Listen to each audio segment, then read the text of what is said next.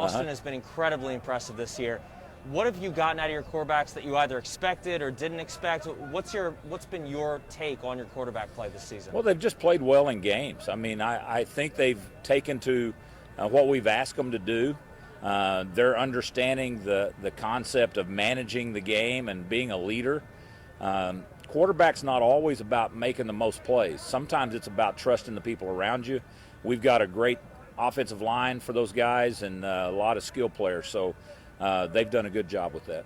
I was looking over the stat line, man, and it's 1.5 miles long, seeing how many guys you give reps to not only receiving but also rushing. How has this offensive line and how has the mesh of your offense been able to give so many guys opportunities and give so many guys different looks this year? Well, I think it starts with those guys up front. I mean, they've got continuity from a couple of years ago, and so we've got a group of seniors that have played a lot of games. And they give us a comfort level of being able to move it around and spread it around and give them a chance to do what they do. We also, if you go back a couple of years ago, I mean, we kind of struggled through a season of having to play a lot of young guys, but now we're reaping the benefits. And the same is true in the skill position. I mean, we're playing 5 receivers on a regular basis. Only one of those guys is a senior, and so we're continuing to be able to spread it around. Speaking of that senior, I want to know what your take is on Trey this year. Yeah. How he's been in your eyes this year. Well, Trey's become a little bit of our MacGyver, a little bit of our do-everything guy. He had been primarily just a wide receiver, but growing up in the youth program and junior high, he had also played some quarterback. So he's turned into being our Wildcat package guy. He can play some tight end. He can play split receiver.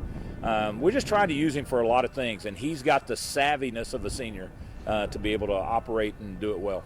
Obviously, with the news of Broken Arrow not being able to play coming out this week, for you and your guys as you approach district play, how thankful are you that you've been able to get all these games in so far? Well, Chris, that nails it. I mean, we're just trying to be thankful for everything that we get. I don't think we can assume that we're going to get to play every week. You do everything we can. I mean, we're being diligent. We're doing what we can control, but some of the stuff we can't control. And so you see what happens in other places, and you realize that could be us. So let's be thankful for what we get. Cade and I will talk a lot on air about teams having the fire in their eyes. Holland Hall we have this year looks like they had that killer instinct this season. Your guys obviously look great through the first few weeks. Right. What do you see in this team, and how far do you think this team can take each other this season? You know, they've impressed me for 3 weeks. But as I remind them, the real season starts tonight.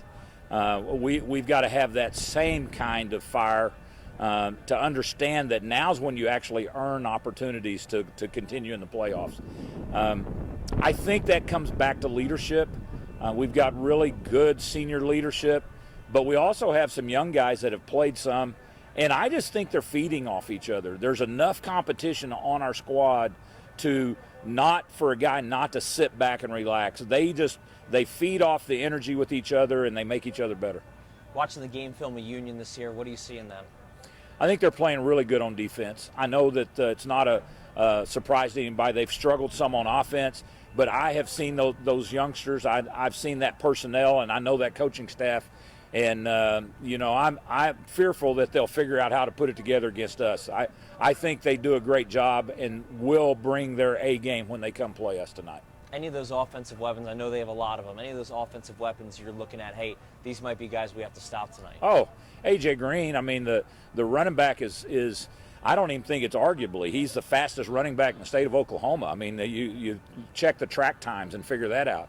The dude's legit. You can't let him get out. And if we do, it's going to be a touchdown. So that guy really concerns me. Both Banks and Tempest at quarterback are dual threat guys. They can run the ball, throw the ball. They just haven't made it work yet, and they've got some weapons. And so I'm hopeful again that we'll be able to keep them at bay, but I'm not counting on it. I've been to a couple of their games this season. So watching AJ, it looks like if you can get him right when he gets the ball, you're good. Otherwise, he might be dangerous. There's no question. You better gang up on him quick. You don't want to get him to turn the corner or to find a seam because, again, I don't want to get in a foot race with him. We haven't talked about your defense too much, so that's actually a good segue to that. What do you tell your defense? How do you prepare them for guys that are dual threat quarterbacks and a running back that can burn you on any given play? Well, it's kind of a double-edged sword. That you got to play as an 11-man unit. That's the way you gang up on people and stop them. And then by the same token, when you're going against really good, well-coached teams, you've also got to be careful to do your job. You know, they're going to do a good job with doing RPO, play action, those kind of things, and disguise what they're trying to do. And we've got to do a great job of not getting our eyes in the wrong place and trust our keys. Any key defensive players, any guys that we might keep an eye out for tonight, especially on defense? Well, I think the ones that are known are our two linebackers, Ahmad Triplett and Brendan Dye. I don't know that there's a better pair anywhere around, and those guys can actually play at a high level, and we feed off their energy. But we're really getting good play up front, and that's kind of gone a little bit unseen or unmentioned. And those guys, we're rotating about 7-8 guys in the front four, and they're all been really solid for us this year.